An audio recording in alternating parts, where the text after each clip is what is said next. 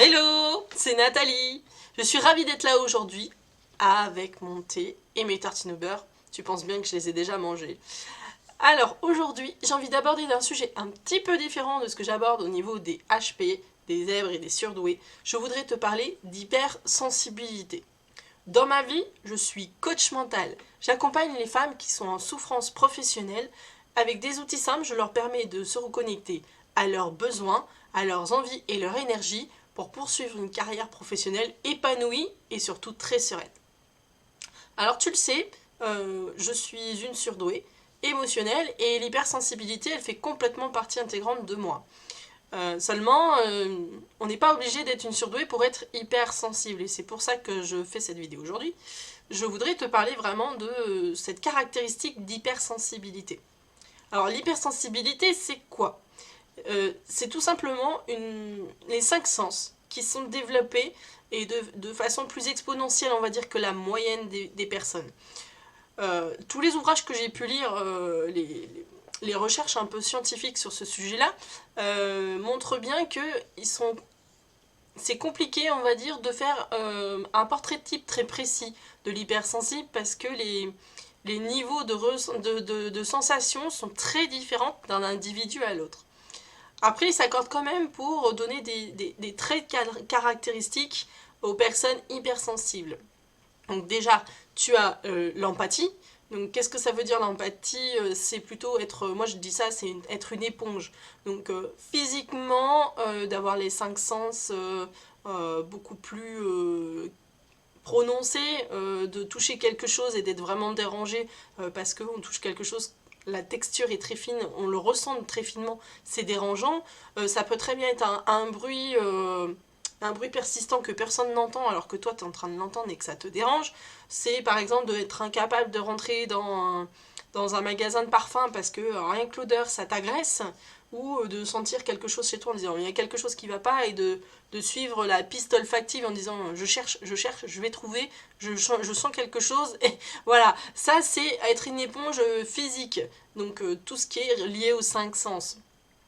Ensuite, l'empathie, c'est également être une éponge cognitive, c'est-à-dire tu peux être dans la même pièce que quelqu'un alors que tu es très bien et d'un seul coup tu te sens stressé. Et ben cherche pas, hein. C'est tout à fait l'expression, on va dire, d'être une éponge cognitive. C'est que la personne qui est avec toi dans la pièce, c'est son état actuel, c'est-à-dire que cette personne elle est stressée, alors qu'elle ne t'a même pas regardé et qu'elle ne t'a même pas parlé, quoi. Donc tu ressens énormément les choses de cette façon-là, donc moi j'appelle ça, je dis, c'est être une éponge. Il y a aussi un point qui est lié aussi à l'empathie, c'est d'être bienveillant. Il y a vraiment j'ai envie de dire, ça fait un peu l'image de la maman poule un petit peu, mais c'est d'être vraiment avenant et d'être pas gentil, mais d'être à l'écoute vraiment des autres et d'enrober la personne pour vraiment comprendre ce qu'elle vit.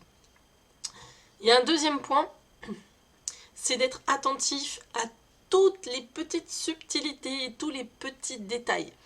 Ça va de pair un petit peu avec la bienveillance, la compréhension de l'autre. C'est que la moindre petite virgule, le moindre petit rictus sur un visage, genre, tu vois, c'est vraiment, j'ai fait vraiment un truc très très discret. Mais ça, moi, je le vois comme si tu me faisais une grimace, un truc comme ça, tu vois.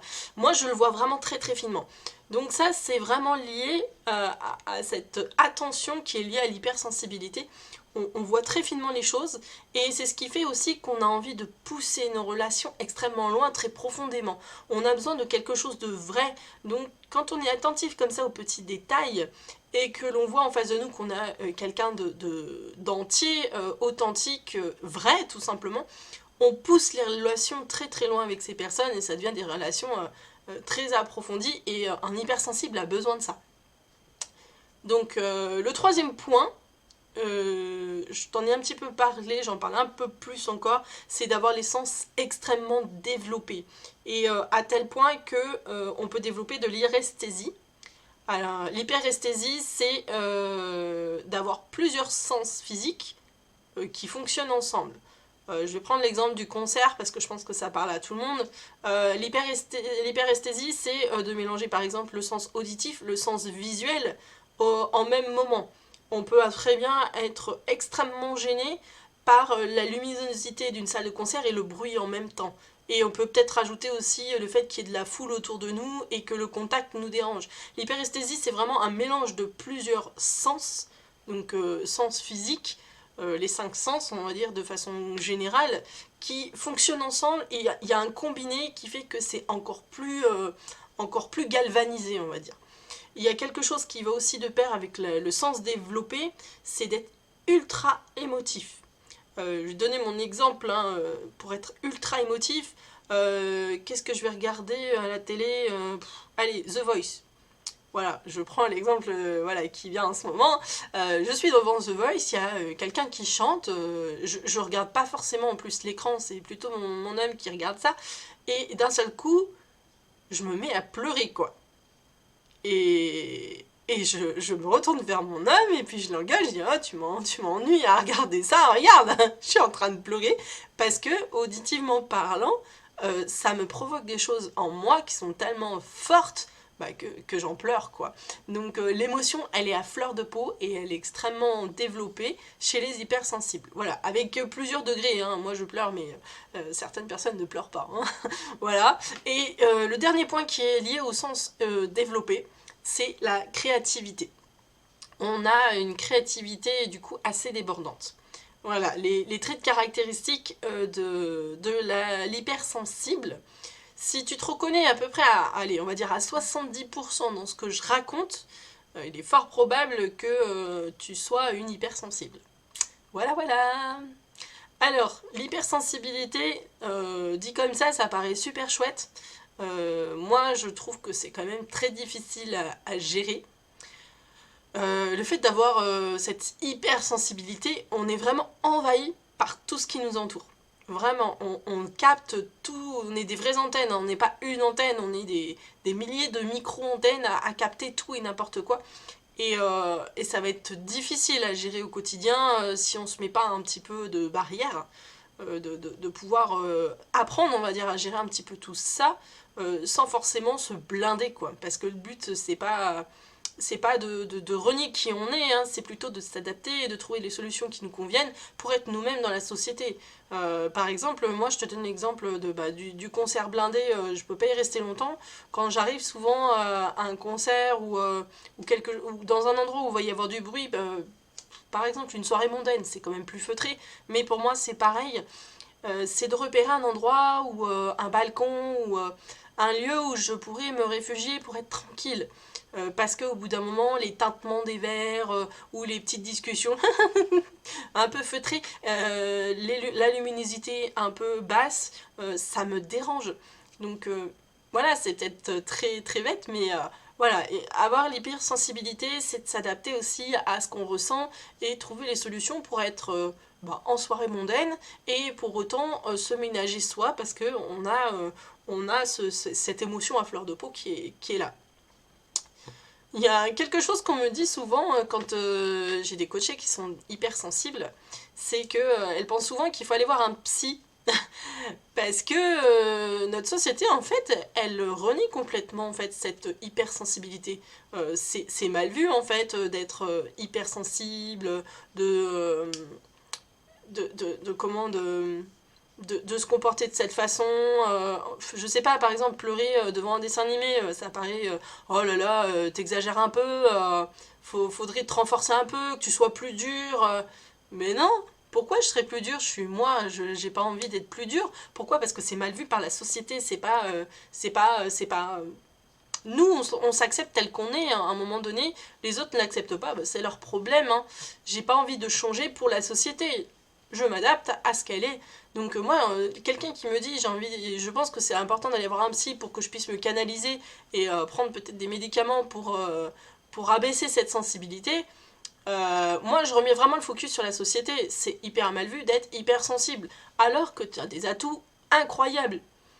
Moi, je trouve que ce côté-là, il nous fait du mal parce que du coup, on se juge nous-mêmes de façon très puissante puisqu'on est hypersensible. Donc, on va avoir une puissance de frappe envers nous-mêmes qui est incroyablement forte. Donc, attention à ça. Je dirais, au lieu de s'auto-juger, on va plutôt s'adapter. Donc, ça fait partie aussi du premier point que je disais, mais il y a une question d'adaptation et de compréhension qui est importante à avoir. Et il ne faut pas forcément faire le focus sur ce que les autres nous disent et l'appliquer aussi avec autant de violence sur nous-mêmes. L'émotivité, ça nous maintient en fait dans des émotions extrêmes. Si effectivement tu te reconnais dans tout ce que j'ai pu raconter, tu vas pas passer de la joie à la tristesse, c'est des émotions qui sont positives et négatives, mais ça reste des émotions assez douces, j'ai l'impression, voilà, j'ai l'impression que pour moi, en tout cas, c'est une ligne droite, quoi, c'est vraiment tout petit, alors que quelqu'un d'hypersensible qui a une émotivité extrêmement forte, elle va taper la dépression totale tout en bas de l'échelle, et puis elle va taper tout en haut l'euphorie la plus totale. Donc pour les autres, on paraît très fragile, en fait, à fleur de peau, et ça dérange. Alors que, voilà, nous, on exploite complètement l'échelle totale des émotions et on est capable de ressentir autant la joie et la tristesse, mais à des états beaucoup plus violents, beaucoup plus complets, en fait, j'ai envie de dire. On vit complètement l'échelle des émotions et c'est vraiment génial. Moi, aujourd'hui, je vis l'émotion telle qu'elle est et telle que je la vis. Et même que ça peut inspirer aussi les gens, parce que dire, oh là là, mais qu'est-ce que tu ressens quand tu as ça qui t'arrive dans la vie ? Bah, les gens ils savent pas, donc ils normalisent en disant bah c'est pas normal qu'elle elle ressente ça. Bah non, c'est juste que moi j'exploite des choses qu'elle peut pas atteindre, donc je lui explique plutôt. Et il y a beaucoup d'apprentissage à faire aussi auprès des gens qui ne sont pas hypersensibles. Donc de parler, j'ai envie de te dire, c'est la meilleure des solutions. On devient vraiment vite anxieux en fait qu'on peut pas parler de ce genre de choses, de ces états émotionnels qui sont extrêmement forts. On veut pas étaler le beurre sur la tartine, c'est pas ce que je veux dire. C'est simplement on veut juste te dire ah bah tiens j'ai vu telle chose, ça m'a mis dans tel état. C'est tout. Et d'en parler aussi, ça permet d'expliquer à ceux qui ne comprennent pas forcément. Et ça dédramatise un peu les choses et ça permet aux gens de nous comprendre un peu plus. Et ça paraît pas, mais notre société, elle part du principe que si ils ne comprennent pas, c'est que c'est quelque chose à supprimer. Donc le fait de parler et d'expliquer les choses, ça permet d'avoir un peu plus d'acceptation aussi de la part des autres. J'ai envie de finir pour te dire que c'est... Bon alors ce point-là, je sais pas si c'est vraiment lié au fait que je sois surdouée ou si c'est de l'hypersensibilité. Si vraiment toi t'es hypersensible, tu vas peut-être pouvoir me répondre un petit peu plus. Moi j'ai toujours du mal à me sentir moi. Bon maintenant beaucoup moins, mais j'ai toujours eu du mal à me sentir moi avec les autres. J'avais... entre le fait d'être moi toute seule chez moi et une fois dehors de me mettre un masque en fait pour être avec les autres, je me sentais toujours en décalage en fait entre qui j'étais et ce que je voyais de la société. Donc effectivement, quand on te dit par exemple t'es une abrutie quand t'es dans la cour de récré, là je le prenais vraiment comme une droite quoi. À chaque fois on me mettait KO parce que émotionnellement c'était vraiment une claque, ouais, c'était vraiment violent. Et moi je trouve que de gérer, d'apprendre à gérer en fait tout ça et ces claques, j'ai envie de dire tu t'entraînes à un moment donné à recevoir ces claques là. T'apprends aussi à analyser en fait que les claques qu'on t'envoie, en fait c'est pas à toi qu'on les envoie, en fait c'est la personne qui s'exprime par rapport à elle et son histoire.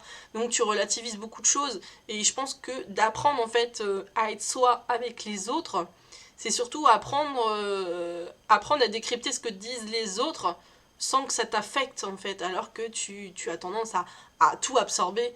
Et c'est un travail sur soi à faire et je pense que le décalage, se sentir complètement décalé par rapport aux autres, ça fait partie pour moi de l'hypersensibilité. Donc ce point-là, moi, je suis entre deux, je dirais est-ce que c'est mon côté surdoué ou mon côté hypersensible ? Je ne sais pas, c'est peut-être toi, tiens, si tu as un avis à poser sur ce point-là. Je serais curieuse d'avoir ton avis, je pense que ça peut être intéressant pour compléter tout simplement les informations à ce sujet-là. Voilà ce que je voulais te dire de l'hypersensibilité, donc j'espère que cette vidéo t'a plu. Si c'est le cas, n'hésite pas à la liker ou à t'abonner, franchement ça me ferait super plaisir. En tout cas, si tu as des soucis avec le travail et que tu souhaites approfondir le sujet et que je t'accompagne, n'hésite pas à cliquer dans le lien sous la description. Tu trouveras toutes les informations pour le coaching que je propose. Sur ce, je te souhaite de passer une excellente journée. Je te dis à très bientôt. Ciao, ciao!